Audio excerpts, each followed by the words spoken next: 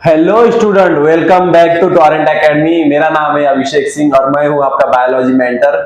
सो पिछले क्लास में हमने स्टार्ट किया था life process in living organism part 1 और हमने पिछली क्लास में देखा था कि हमने एरोबिक रेस्पिरेशन में कैसे एनर्जी फॉर्म होता है। ठीक है, तो एरोबिक रेस्पिरेशन में क्या क्या प्रोसेस आते थे। तो सबसे पहले आता था हमारा ग्लाइकोलाइसिस, दूसरा आता था हमारा टीसीए साइकिल और तीसरा आता था हमारा ईटीसी रिएक्शन। ईटीसी रिएक्शन किसको बोलते हैं? Electron transfer chain reaction. ठीक है, ये तीनों चीज मिला के हमारे क्या बनाते थे? एनर्जी बनाते थे। और वो एनर्जी में कितने एटीपी फॉर्म होते थे? 3 एटीपी, 38 एटीपी फॉर्म होते हैं। ठीक है, सो ये क्लास में हम लोग देखेंगे एनाएरोबिक रेस्पिरेशन क्या होता है। ठीक है, और एनाएरोबिक रेस्पिरेशन क्या बोलते हैं, प्रोसेस में कौन से स्टेप्स आते हैं, कौन से रिएक्शन होते हैं, कौन से साइकिल होते हैं, वो हम ये क्लास में देखने वाले। ठीक है, तो मैं एक बार आपको एरोबिक रेस्पिरेशन की स्टेप लिख के दिखा देता हूं, फिर हम लोग एनाएरोबिक रेस्पिरेशन स्टार्ट करेंगे। ओके, सो हमारा एरोबिक रेस्पिरेशन था सबसे पहला।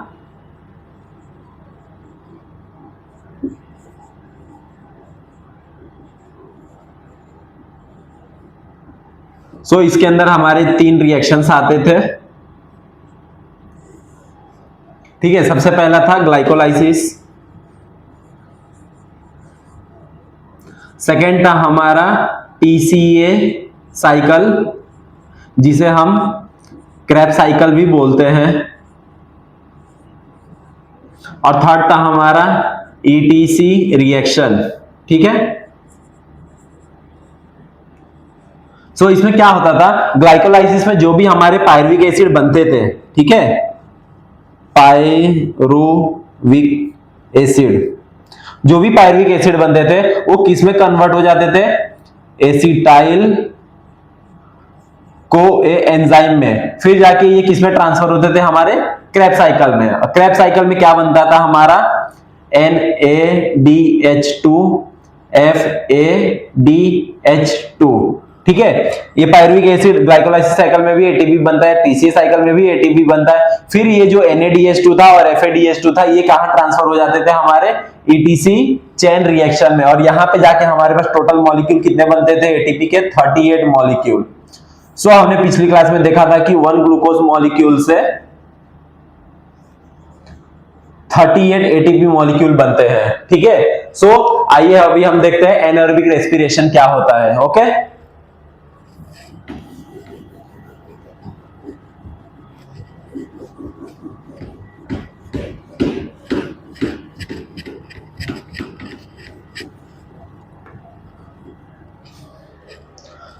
एनाएरोबिक रेस्पिरेशन क्या होता है? एनाएरोबिक रेस्पिरेशन मतलब जिसके अंदर ऑक्सीजन यूज नहीं होता है। किसके लिए? एनर्जी प्रोड्यूस करने के लिए। एरोबिक रेस्पिरेशन में ऑक्सीजन यूज होता था।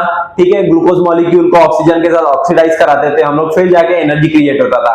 बट एनाएरोबिक रेस्पिरेशन में ऑक्सीजन यूज नहीं होता है। ठीक है, एनाएरोबिक रेस्पिरेशन कहां होते हैं? तो एनाएरोबिक रेस्पिरेशन हमारी बॉडी में सबसे पहला होता है हमारे मसल सेल्स में। ठीक है, मसल सेल्स में हमारे एनाएरोबिक रेस्पिरेशन होते हैं। ठीक है, आप लोग जिम जाते हो, जिम करते हो, तो देखिए आपका मसल्स पेन करने लगता है। क्यों पेन करने लगता है? क्योंकि उसके बाद इनफ अमाउंट ऑफ ऑक्सीजन नहीं रहता है। और जैसे जैसे आप लोग एक्सरसाइज करते हो तो मसल्स के जो सेल होते हैं उनको एनर्जी चाहिए रहता है, तो इसलिए वो पेन होने लगता है। ठीक है, एनाएरोबिक रेस्पिरेशन अभी देखते हैं हम लोग क्या होता है और कैसे होता है।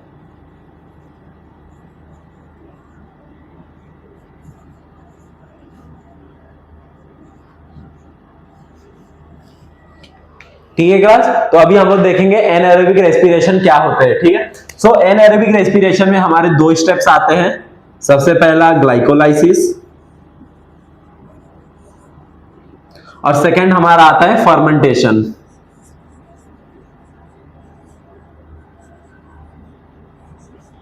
Glycolysis is a common step in both aerobic and एनाएरोबिक।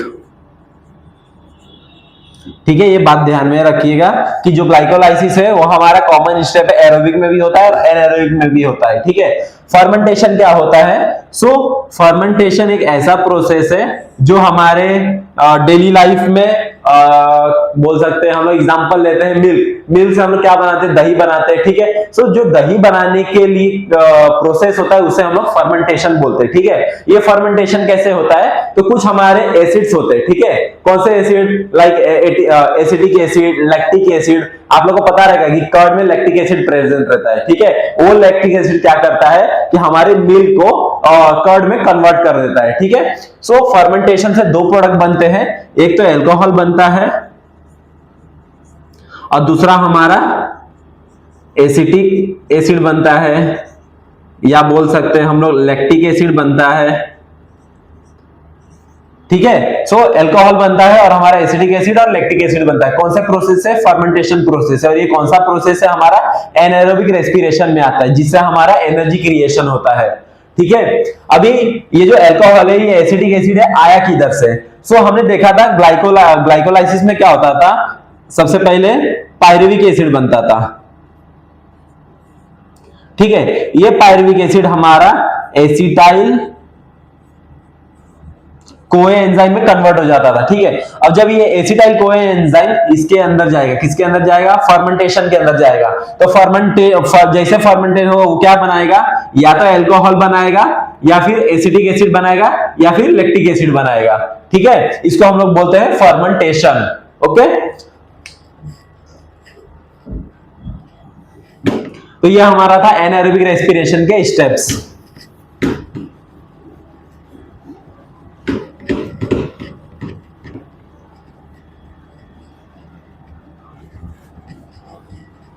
So next हम लोग देखेंगे, अभी समझ लीजिए कि अभी किसी ने फास्ट रखा है, ठीक है। आप लोग रखते हो ना, नवरात्रि का 9 दिन का फास्ट रखते हो, तो बोलते हैं कि एनर्जी किधर से आती है, इधर से आती है, फ्रूट्स खाने से आती है। सो नहीं, क्या होता है कि हमारे अंदर कुछ लिपिड्स, प्रोटीन, विटामिन और फैट्स क्या रहते हैं, स्टोर्ड रहते हैं, ठीक है। उससे हमें क्या मिलता है, एनर्जी मिलता है। किससे किससे मिलता है, सो हमारा क्या क्या रहता है, सबसे पहले तो हमें कार्बोहाइड्रेट से मिलता है,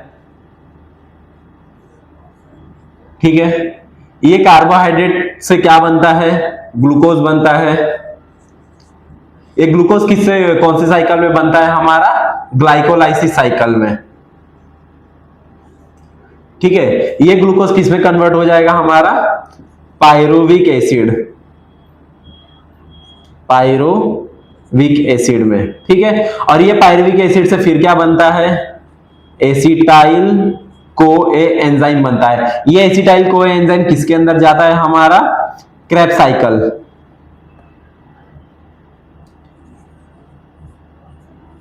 ठीक है। ये क्रेब्स साइकिल क्या करता है, हमारा एसिटाइल कोए के क्रेब्स साइकिल में जाता है, और ये क्रेब्स साइकिल क्या करता है, इससे बनाता है हमारा NaDH2 FADH2 और साथ में बहुत सारे ATP मॉलिक्यूल बनाता है, ठीक है, जिससे हमें एनर्जी मिलती है, ठीक है। नेक्स्ट क्या था हमारे पास, फैट्स। सो ये जो फैट है ये किस में कन्वर्ट हो जाता है, फैटी एसिड,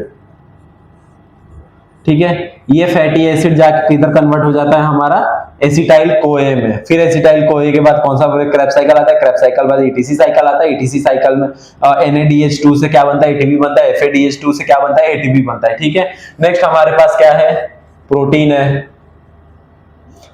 आपको पता है प्रोटीन किससे बनता है, पहले फर्स्ट चैप्टर में हमने देखा था जब प्रोटीन सिंथेसिस कर रहे थे, ठीक है। तो याद कीजिए प्रोटीन किससे बनता है, हमारा अमाइनो एसिड से, ठीक है। ये अमाइनो एसिड बाद में जाके किधर कन्वर्ट हो जाता है, हमारा एसिटाइल कोए में। फिर एक आते हैं हमारे विटामिन, ठीक है। तो विटामिन हमारे पास कौन से रहते हैं, A, B, C, D, E and K vitamin, ठीक है। इतने सारे टाइप के हमारे पास विटामिन रहते हैं। तो ये सारे सब मिलके हमें क्या देते हैं, एक ही चीज फॉर्म होता है, वो है एनर्जी, ठीक है। सो आप फास्ट रखो या मत फास्ट रखो, आपके बॉडी में कंटिन्यूअस एनर्जी बनते रहते हैं, ATP बनते रहता है। क्यों, क्योंकि हम जो भी काम करते हैं उसके अंदर हमें एनर्जी यूज होता है, ठीक है। आप भी ध्यान रखिएगा, फास्ट रखिए चाहे खाना खाइए, आपके बॉडी आपका साथ कभी नहीं छोड़ सकती है, वो एनर्जी बनाएगी ही बनाएगी, ठीक है। सो आइए देखते हैं विटामिन क्या होते हैं। सो नेक्स्ट आपके टॉपिक में दिया गया है vitamin. So vitamin and their types.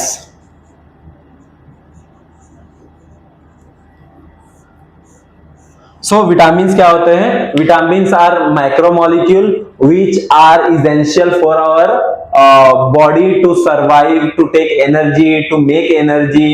ठीक है? So vitamins हमारे कितने टाइप के होते हैं? It is of 6 types. ठीक है, जैसे कि हमारा vitamin A, B, C, D, E and K. ठीक है, तो हमारे विटामिन कितने टाइप के? 1 2 3 4 5 6 टाइप के। ठीक है, इसमें से जो हमारा ए, सी, ई एंड के विटामिन है, इसे हम लोग क्या बोलते हैं? Fat soluble vitamin. और जो हमारा बी और सी है, इसे हम लोग क्या बोलते हैं? Water soluble vitamin. ठीक है, तो ये हमारे 6 टाइप के विटामिन थे, vitamin A, B, C, D, E and K, जिसमें से हमारे ए, डी, ई एंड के क्या है? फैट सॉल्युबल विटामिन है, और बी एंड सी क्या है? वाटर सॉल्युबल विटामिन है। ठीक है, सो अभी हमारा बॉडी पूरी किससे बनी हुई है आपको पता है? बता सकते हो आप लोग? ठीक है, तो हमारा बॉडी सबसे ज्यादा बना हुआ है वाटर मॉलिक्यूल से। ठीक है, पता है आपको 70% our body is made up of water. Okay, so हमारा बॉडी किससे बना हुआ है? वाटर से बना हुआ है। कितना? 70%। जैसे कि हम लोग समझ लीजिए कि ब्लड, ठीक है, ब्लड में भी सबसे ज्यादा क्या है? वाटर है। ठीक है, कितना वाटर है? 70%। ये वाटर कंटेंट की ब्लड किससे किससे बना रहता है? तो एक तो हमारा ब्लड सेल से बना रहता है, दूसरा हमारा प्लाज्मा से बना रहता है। ठीक है, ये प्लाज्मा 90% ऑफ वाटर से बना रहता है। ठीक है, तो हमारी बॉडी में सबसे ज्यादा क्या है? वाटर मॉलिक्यूल्स है। और ये वाटर मॉलिक्यूल में क्या क्या रहता है? हाइड्रोजन रहता है और ऑक्सीजन रहता है। तो हमारी बॉडी को सबसे ज्यादा किसकी जरूरत है? ऑक्सीजन की जरूरत है। ठीक है, तो यहां से हमें ऑक्सीजन मिल जाता है, हमें रेस्पिरेशन से ऑक्सीजन मिल जाता है। ठीक है, और ग्लूकोज कहां से मिलता है? कार्बोहाइड्रेट से मिल जाता है, खाना खाते हैं उससे ग्लूकोज मिल जाता है। और जब ये रिएक्शन होता है तो हमारे अंदर क्या प्रोड्यूस होता है? एनर्जी प्रोड्यूस होता है। वो एनर्जी हमें क्या काम करने में, वर्क करने में, पढ़ने में, लिखने में, हमें प्रैक्टिस करने में, एक्सरसाइज करने में क्या करता है? हेल्प करता है। ठीक है, तो आप लोग अच्छे से खाइए, अच्छे से पानी पीजिए, have take 5 litre water in a day, doctor भी बोलता है। ठीक है, सो मैं भी रेकमेंड कर रहा हूं, I am also a medical student. ठीक है, सो वाटर हमें कितना कंज्यूम करना चाहिए? Total 5 litre in a day. ठीक है, तो आप लोग ध्यान रखिएगा, और इसके आगे का जो भी टॉपिक रहेगा वो नेक्स्ट। सो हम लोग ने देखा एनर्जी कैसे कैसे बनता है। ठीक है, एनर्जी 2 टाइप से बनते हैं, एरोबिक रेस्पिरेशन एंड एनाएरोबिक रेस्पिरेशन। और ये एनर्जी हमारी बॉडी के लिए इसेंशियल है। ठीक है, कार्बोहाइड्रेट से एनर्जी बनता है, लिपिड से एनर्जी बनता है, प्रोटीन से एनर्जी बनता है, कार्बोहाइड्रेट से एनर्जी बनता है। ठीक है, ये ग्लूकोज और ऑक्सीजन का रिएक्शन होकर एनर्जी बनता है, और ये सब रिएक्शन कहाँ होता है? हमारे सेल के अंदर। ठीक है, और ये रिएक्शन कैसे कैसे होते हैं हमने देखा ये सब लेक्चर में। ठीक है, अभी आगे हम लोग लेक्चर कंटिन्यू करेंगे। नेक्स्ट लेक्चर में आपको हम लोग क्या पढ़ाने वाले हैं? सो आपका टॉपिक स्टार्ट होने वाला है सेल। ठीक है, सेल में क्या पढ़ेंगे हम लोग? सेल डिवीजन पढ़ने वाले हैं। ठीक है, सो बेसिकली सेल डिवीजन क्या होता है? ये 2 टाइप के होते हैं। ठीक है, एक होता है माइटोसिस, एक होता है मियोसिस। ठीक है, ये 2 टाइप के हमारे क्या होते हैं? सेल डिवीजन होते हैं। इसके बारे में पूरा डिटेल नॉलेज में पढ़ने वाले हैं, बिकॉज ये आगे जाके आपको 11th 12th सब जगह आएगा। ठीक है, तो अभी हम लोग क्या करेंगे? बेसिक से लेके पूरा एंड तक जाएंगे कि सेल क्या होता है, कैसे उसके अंदर डिवीजन होता है, क्रोमोसोम्स क्या होता है, क्रोमोसोम कैसे डिवाइड होते हैं। ठीक है, तो सब आज के लिए हम लोग इतना ही देखते हैं कि सेल डिवीजन क्या होता है। आगे का लेक्चर में हम लोग क्या करेंगे? इसको डिटेल नोट्स में पढ़ेंगे। ठीक है, so thank you, study well. हम लोग नेक्स्ट लेक्चर में क्या करेंगे? कंटिन्यू करेंगे उसको। ओके।